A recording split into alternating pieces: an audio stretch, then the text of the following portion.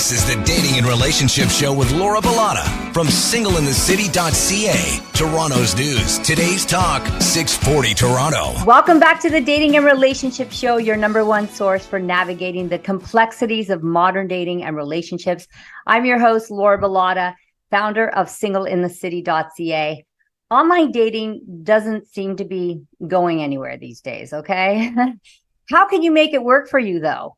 And I'm really excited to welcome back a past guest to dive into this today. Today, we're joined by Michael Kay. He's the head of global communications at OkCupid, one of the world's largest dating apps. Michael leads public relations programming, influencer marketing, and social media at OkCupid. And he's here to share his insights with us. So from staying authentic online to navigating dating apps over the holidays, we have a lot to cover today. So let's jump right in. Hey, Michael. Welcome back to the show. How's it going? It's going well. I'm so happy to be back here with you. I know. I'm glad that you're back too. So last time we dished about trends and you touched on the whole open relationship buzz that's happening right now. Are there other ways like that online dating has evolved over the years, and do you see future trends coming? Yeah, I think the biggest change we've seen over the past year, and there's really no signs of it really slowing down, is that no signs. People are more mindful and they are looking for more meaningful connections. So that's not to say that people aren't, looking for their version of tall, dark, and handsome, but they're looking for way more substance than they ever were before. They want someone who has compatible views to them. They want you to be interesting and have things in common. And they want to know about how you feel about some of the biggest issues that we're facing, whether it's climate change or racial justice, or if you're voting in your local elections. That's a big turn on for people.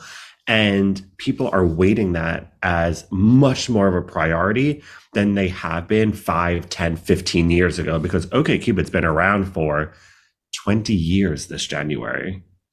20 years. And Single in the City has been around for 21. And I remember, though, Match.com was around when I launched Single in the City. There were only about 3 dating apps at that time. So you guys must have launched a year after we launched.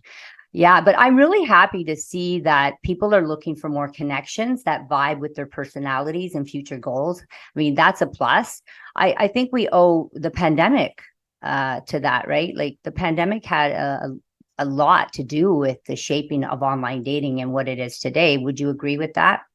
Absolutely. What we saw at the beginning of the pandemic was a lot of people took a pause in dating, in really every part of their life, because we were forced to. And this period of being at home allowed all of us to take a step back and get a little bit more perspective on what's truly important to us. And what we saw was a lot of those materialistic, superficial characteristics kind of melted away off of a lot of people's wish list in a partner. And they started to prioritize different things. I mean, 5 years ago, when I looked at the most answered questions on OkCupid, they were really fluffy topics. Do you want to go out for coffee on a first date? Do you like going for a walk? Really nothing that was super substantial or didn't tell you too much about a person. This year, when we looked at the questions that most people were answering, and that not only the most answers, but what women in particular, for example, were ranking as the most important to them, it was, is mental health as important as physical health? Is it important to practice self-love?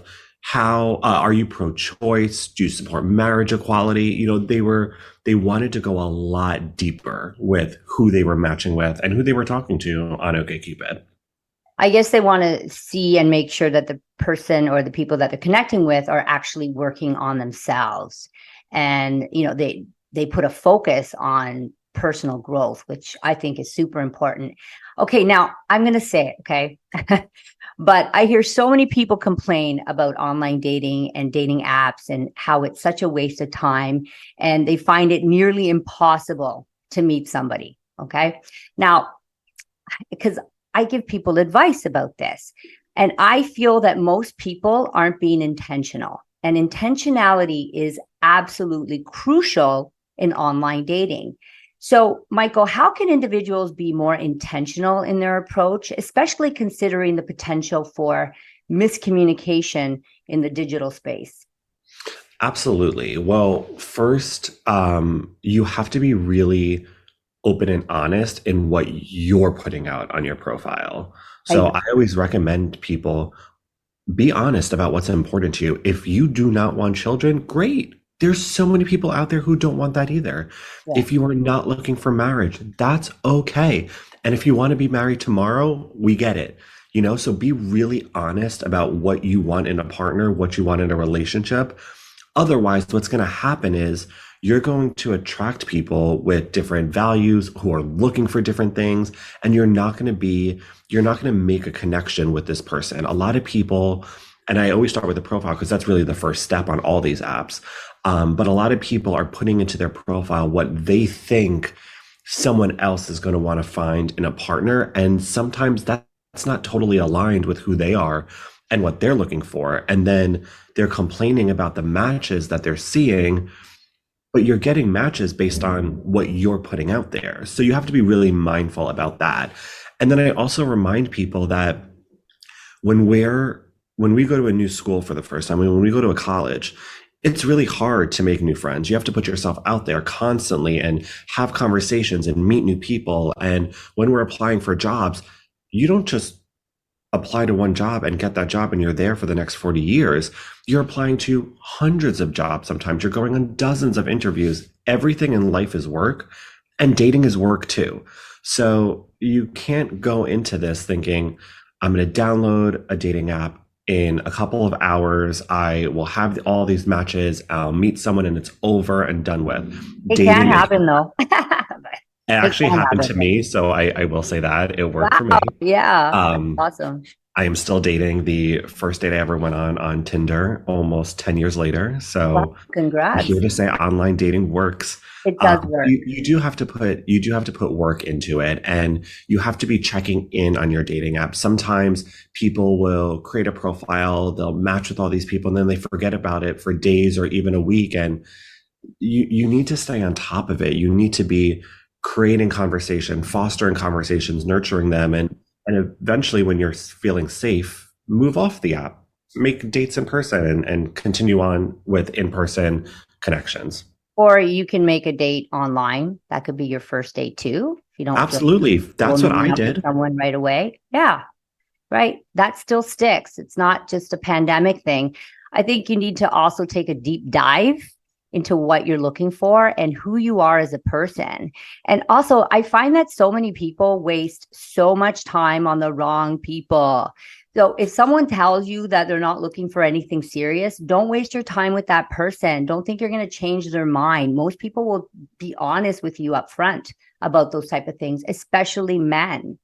So really, pay attention to the red flags. And if someone keeps disappearing, or doesn't align with future goals, don't even bother with that person. Don't you agree? Don't you feel that so many people waste their time on the wrong people, and they're swiping based on a photo and they don't even read the profile?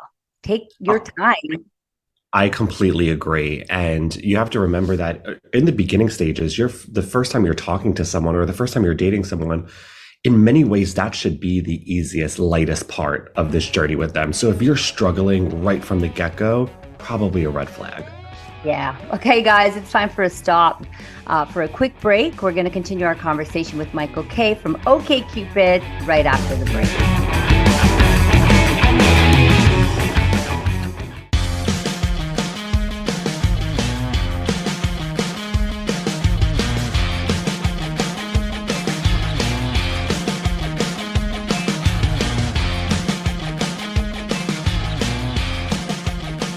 You're listening to the Dating and Relationship Show with Laura Bilotta from singleinthecity.ca. Toronto's news. Today's talk, 640 Toronto. Welcome back to the Dating and Relationship Show. It's Sunday nights. I'm your host, Laura Bilotta from singleinthecity.ca.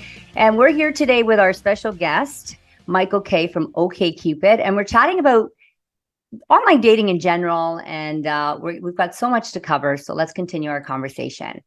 Okay, Michael, what strategies do online platforms employ to keep users engaged over time beyond the initial sign-up phase?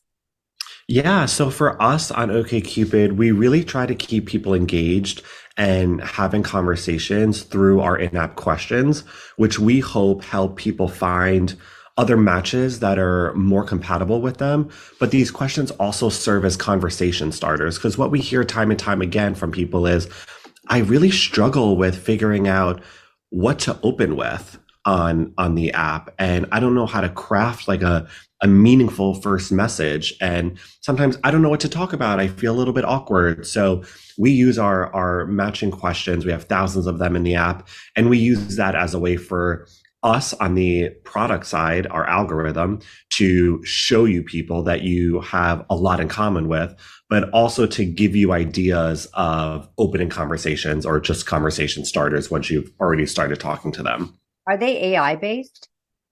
No, but we have used ChatGPT to draft some of our matching questions in 2023, which is a fun experiment for us. Now, do you foresee an issue using AI though?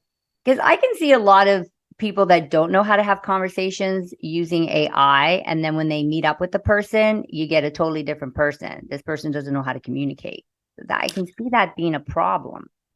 See, I think AI is going to help us in so many ways in the work that we're doing, and our daters actually agree with this, AI and other tech tools are never going to replace interpersonal human connection. You need to be able to have a conversation on your own, because to your point, you're going to move off the app or your phone eventually. And then what? You're going to have your phone pulled up in front of you the entire date? It's not really going to work that way. No, but people don't think, I don't know, they're not thinking of the future. They're just thinking of right now. What's going to help me right now to land this girl's number? Okay, when it comes to creating authentic online identities, how can we strike a balance between vulnerability and then maintaining privacy at the same time? Yeah, that's a great question. I think when you're figuring out how you're presenting yourself on a dating app, and really online in general, we obviously always want to put our best self forward, but I still think there's so many ways where you can still show who you are. No one wants to come across a profile where the person is seemingly perfect. We're all human. We all have flaws. We all have setbacks. And I think showing that vulnerability side, being honest and saying, this has been a tough year or whatever it is actually really attractive to people. Emotional maturity is a really big turn on. Being honest about your own mental health journey. If you're someone who's in love with therapy, that is a big turn on. People are matching with people who are talking about mental health. It's a really big thing for daters right now. It's one of the biggest trends that we've been seeing recently. So that's interesting. Definitely don't shy away from it. A lot of people are suffering from mental health. And it doesn't necessarily mean you're crazy. It just means like our society's a little messed up right now and we're having issues navigating it. That's all. Absolutely. And I think, and we touched upon this earlier, but I think, being able to say that, hey, I've reached out to someone for help on something, that's a really great character to find in a person. Mm-hmm. I think too, it's all about finding that sweet spot, setting clear boundaries for what you share, and what's off limits, being picky about what you post. You don't need to spill the beans about everything. And then how about using your privacy settings, like to protect your personal information? I think that stuff's important too. Absolutely. And we actually we do this throughout the year, but we will send safety tips to our daters, just as a reminder of how to be really smart and safe when you are online. We recently did a whole campaign around World Romance Scam Prevention Day and gave a lot of really great tips to our daters, but making sure our people are really mindful about who they're interacting with, how they're interacting with them is so incredibly important to us and has been since the beginning. And I get this question a lot. Um, how do I stop getting scammed on dating apps? And the thing is you really need to trust your gut. If something feels off, you need to trust your gut. What would you say to those people? Yeah, so for OkCupid specifically, we recommend people to use the tools that are available on our app. So we encourage people to not only verify their profile with photo verification, but also look out for the verification check on matches profiles to help confirm that they are the person that they're saying in their profile tip. We also recommend that if someone is going right into talking about crypto or investment tips, probably a red flag. We tell our daters never send money to a match or to anyone that you meet online. And again, if a lot of the conversation right away is focusing on finances or financial tips, like that's a huge, huge red flag, and move away. And also, we make it really easy to report behavior. Bad behavior on our app, whether it's a message or a photo or a profile. So there's very easy steps to do so. And if they're working abroad, that's also an indication. A lot of these guys are in the army. Really, I mean, what are the chances that they're going to be reaching out to you? So what tips do you have for online daters to ensure effective communication and emotional connection through their digital interactions? Yeah, I would say because I think that conveying emotions can be quite challenging at times. Absolutely. I think, making sure that you're expressing yourself in a way, like, especially if you're messaging through the app, you have to remember these people are not yet hearing your voice. They're not seeing you.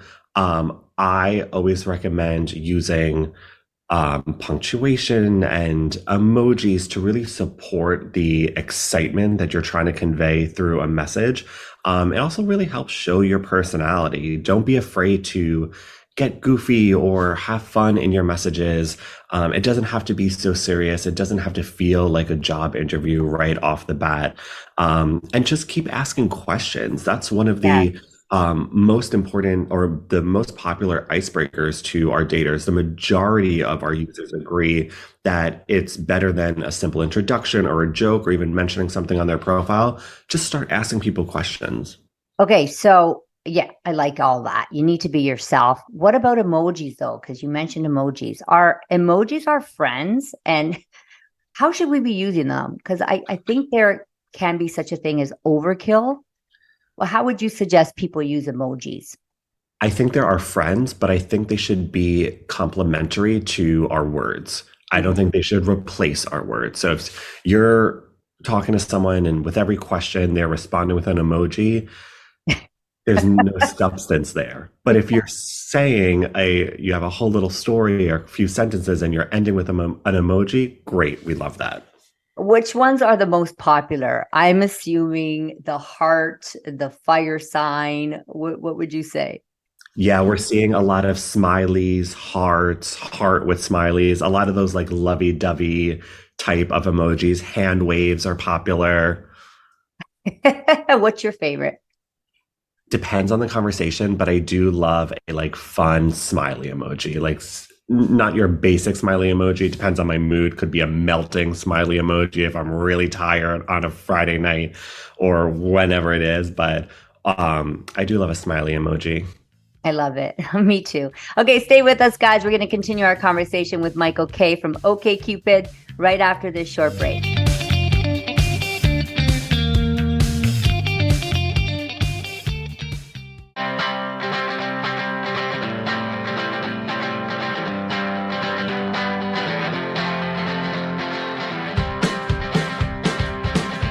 Welcome back to the Dating and Relationship Show with Laura Bilotta from singleinthecity.ca. Toronto's news, today's talk, 640 Toronto. You're listening to the Dating and Relationship Show on AM 640 with myself, Laura Bilotta, and my special guest tonight, Michael Kay from OkCupid. Michael, love interviewing you. You are an amazing guest.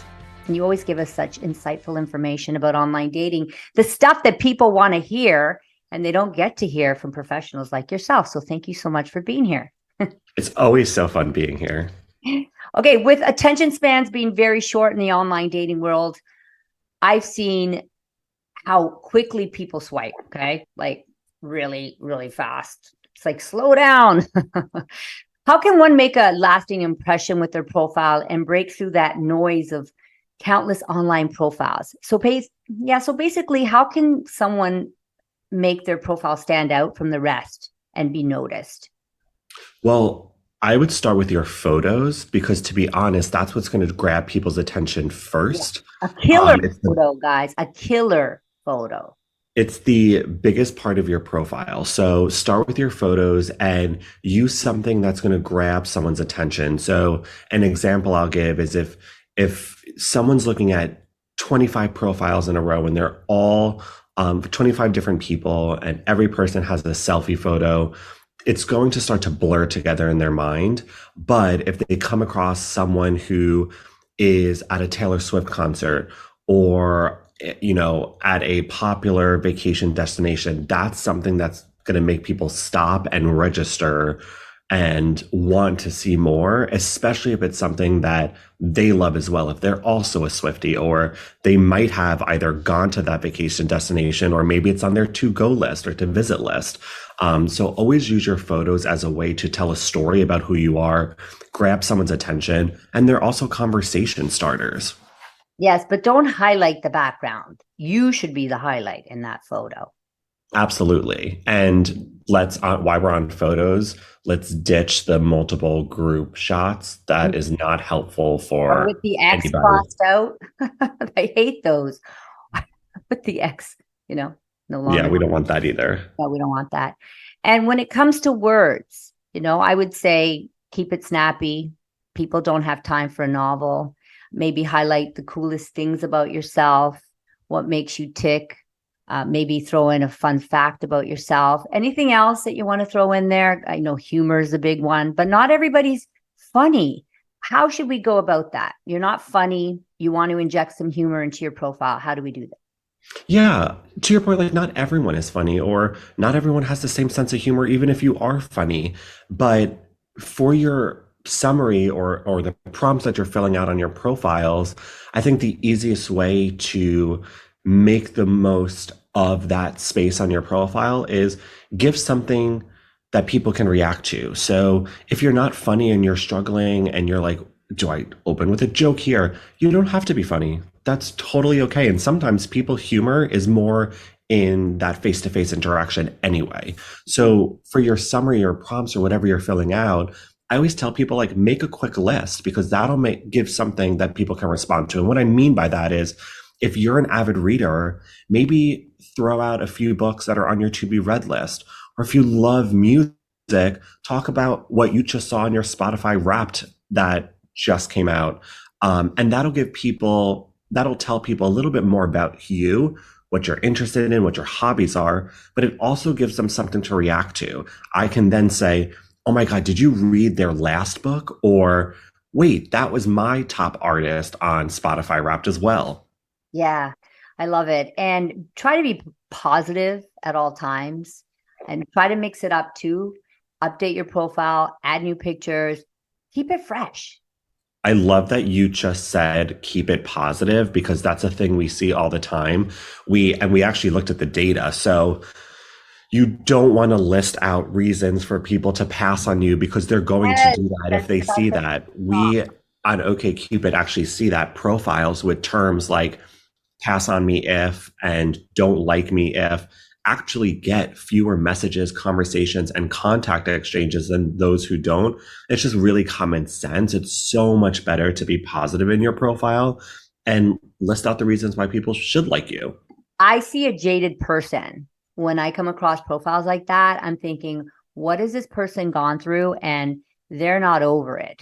Whatever they went through, they're still dealing with. So I'm going to swipe left.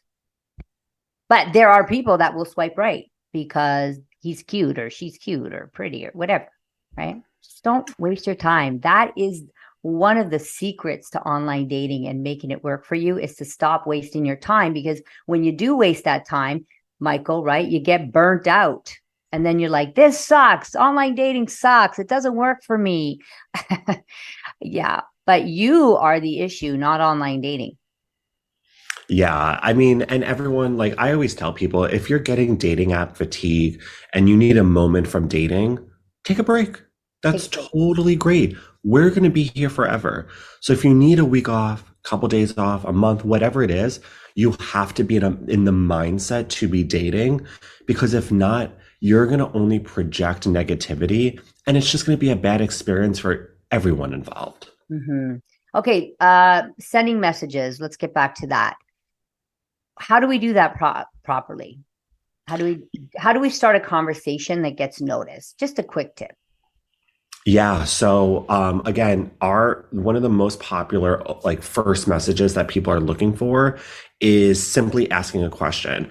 Our data shows that if you start with hi, hello, hey, that actually has the highest rate of being ignored, and people aren't going to respond. Because keep in mind, if we're so busy, we're all doing a million things every day, and I see a message that says hey, Oh, or it was. another message that says, oh my God, I saw you love Taylor Swift. Did you happen to go to the Eras tour? I'm going to respond to that one because immediately it's giving me something to respond to. And we're jumping right into a conversation versus the hey, I'm like, oh, now I have to figure out what to say back to this person. Let me go back to their profile and see and figure out a first message. And it's so much easier to just start with a conversation, keep it light. You can even ask someone like how their Monday morning is going or what they did over the weekend, that what was their favorite part of the weekend, or what are you looking most forward to around the holidays. Just keep it light, have a conversation, start with a question. A question is the best opener. I love it. Okay, how do online datings these days work to create inclusive environments that cater to users with diverse backgrounds and orientations?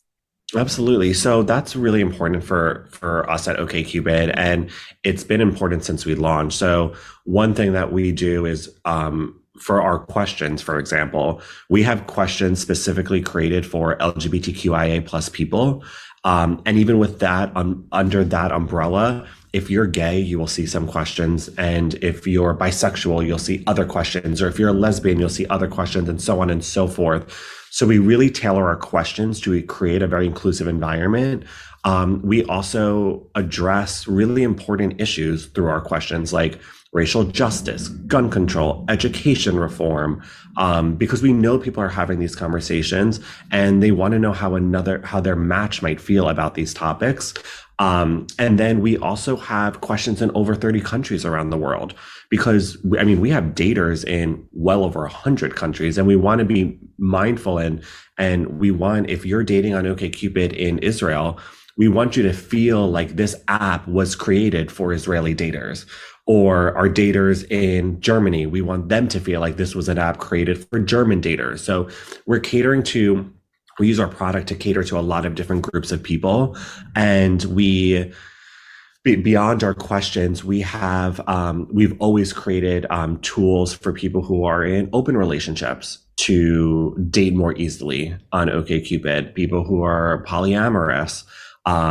We were the first major dating app to expand gender and orientation options, the first major dating app to introduce a pronouns feature for queer people, which we've opened up that feature to everyone across OkCupid. Do you feel that there's a concern that some online daters may feel that pressure, or they may be criticized for their dating preferences? Because I'm feeling that right now, particularly when it comes to choosing to date within or outside of your own race. That's actually a trend that we've seen move in the opposite direction on OkCupid. Okay. So over the past few years, interestingly enough, really accelerated by the pandemic, we saw people dating outside of their race and outside of their religion more than they ever have before in our almost 20 years of history. Again, a lot of those things that used to matter don't necessarily matter to younger daters, where a lot of my friends' parents, they all dated within their own religion, for example. That was a big thing for them. But millennials aren't as religious as older demographics, and Gen Zers are not as religious as older generations. So I think we've seen a shift in what is on people's checklist And things like race and religion just aren't playing as big of a role anymore. Well, I think also it's important to mention, though, that everybody has their own preferences and comfort zones, and that's totally okay. And that nobody should feel pressured or made to feel bad about their dating choices, including the decision to date within or outside of their race. Because I do feel that, some people are feeling that pressure, and I don't believe that you should, because you like what you like. And I always tell people, like, if somebody comes at you, just tell them, like, do you have to sleep with them? I want to be able to enjoy sex with my partner. Anyways, time for a quick break. Stay tuned as we continue our discussion with Michael Kay about online dating in the new year.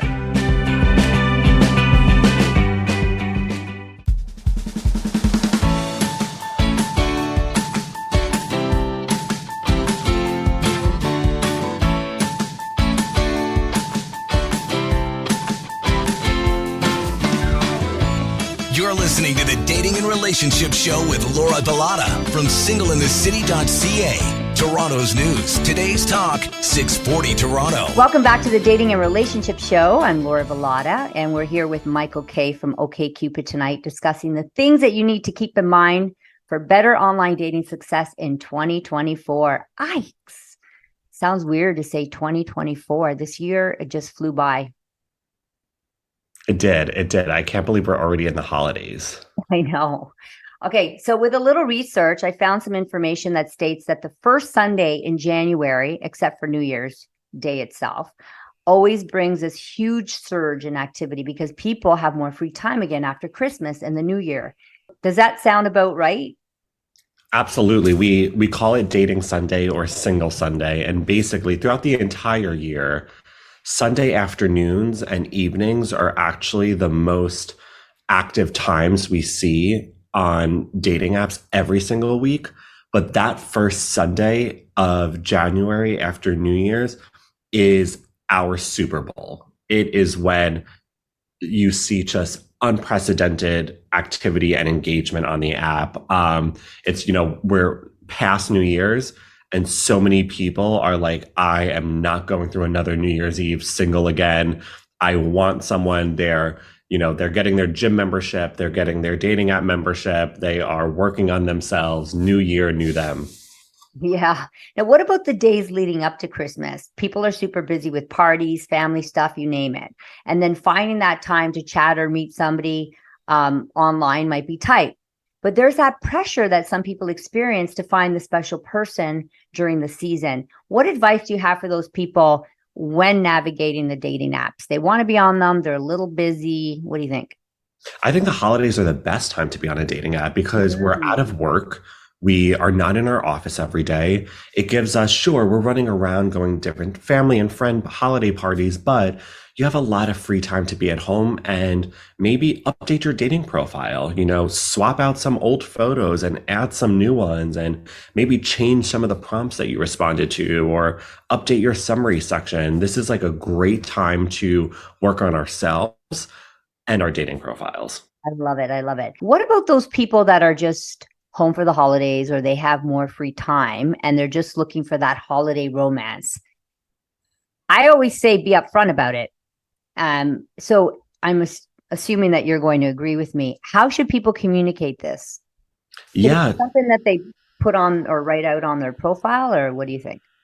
So it really depends. The behaviors change for different groups of people. I think on dating apps like OkCupid, you can bring this up in your messages. You can let people know that you're home for the holidays. Not everyone goes home for the holidays, but for those who are, if you're looking for some fun while you're home, just be honest about it. Let people know when you're in town. It's funny for gay daters, it's very different. And we actually have a new app that we just launched called Archer for gay, bisexual, and queer men. And what we see on that app is that people will actually add the dates and cities where the cities that they're going to and the dates that they'll be there. So they'll say Miami, this date through that date, New York City, this date through that day, LA, Chicago, if they're traveling a lot. So they're really upfront with where they're at and what their intentions are. Mm-hmm. Okay. Nothing wrong with that as long as you're being honest about it. Absolutely. Now, as we wind down the year, taking a moment to reflect on our dating journey, that can be a very big game changer for us. How can online daters use this time for self-reflection and setting positive intentions for the upcoming year in their dating lives?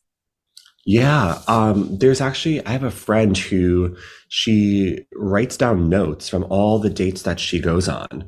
I And love that. I think that's such a brilliant idea Yes. because where we're at right now at the end of the year, what we can do is really reflect on our dating journey from the past year and look at the dates that you've been on. Even if it didn't turn into a relationship, there's still going to be things that worked and things that didn't work. And you can take those learnings into 2024. And I think there's lessons that you can pull from those dates and say, you know what?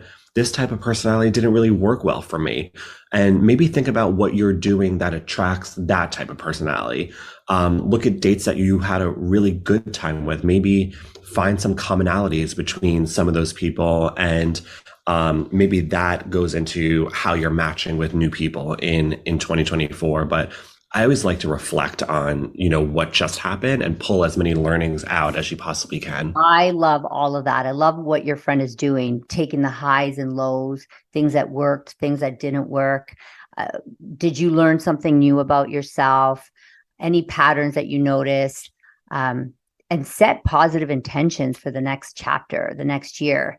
Maybe it's time to be more open-minded. Maybe you're a little bit rigid. Maybe you need to be dating outside of your comfort zone and giving new people an opportunity, a chance. And just be very clear, I think, about what you're looking for. And I love it. And stay positive. Again, always stay positive. Right, Michael? Yes. And I also maybe set goals for yourself. Like if you're someone who's in 2024, I really want to find a relationship. Well, that's great. So maybe it's your goals can look something like, I will log into my dating app at least 3 to 4 times every single week. I will check in on those days multiple times. I want to go on a date with a new person at least once a week. And I want to make sure that I'm going on new types of dates. I don't want to only have drink dates or coffee dates or dinner dates. I want to go for a hike, or I want to go to the movies, or I want to go axe throwing. I want to try a new type of activity. I can't believe how many people frown upon a coffee date. I love coffee dates. I think they're perfect. 1 hour max. I'm out of there. And if there's no connection, see ya. And if there is, hey, we'll see each other again. I always put out this 1 hour date rule. I love it. Let them know I only have an hour today. But there are many women that won't go on a coffee date. What do you think about that? I love a coffee date. I think it's really low pressure. Yes. You do not have to dress up for a coffee date. It's super casual. Who doesn't love coffee? And if you don't like coffee, get a tea, get something else. I think it's a great, great, great first date, or date in general. And to be honest, if it does go really well, who knows? Maybe you wrap up that coffee date and you meet them for drinks later. Continue it. Now, where do you see the future of online dating heading, and what innovations or changes might shape the industry in the coming years? What do you think? Yeah, I think we're going to, I think part of the future of online dating is going to be creating or helping our daters have these really meaningful offline experiences as well. So making sure that we are the online platform that's getting them to these dates, but also being a better resource for how they're navigating dating in person. I think we're going to see a lot more in-person experiences coming from dating apps. I think you guys should hire me to help you out with that. I think I'd be perfect. You should. Michael, you have been such a treat. I love having you, and I'm sure we'll have you on again. Where can people learn more about you, and what apps would you like to talk about right now that you want to drive people to for the holidays? Yeah, absolutely. You can find me at Michael KPR on Instagram. If anyone has dating questions after this, feel free to DM me. You can find OkCupid at OkCupid on Instagram, on TikTok. I also recommend checking out the OkCupid blog. There's a ton of really great resources there as well. A lot of data, which I know both of us really love. And yeah, definitely download OkCupid. It's completely free. You have nothing to lose. I love it. All right. Thank you so much. And guys, you can connect with me at official Laura Bilotta on TikTok and Instagram. And Single in the City is hosting 2 New Year's parties, one in Toronto at Kelly's Landing and one in Burlington at Jackson's Landing. You can get all the information on www.singleinthecity.ca. Guys, happy shopping, and we'll see you next week. Have a great night.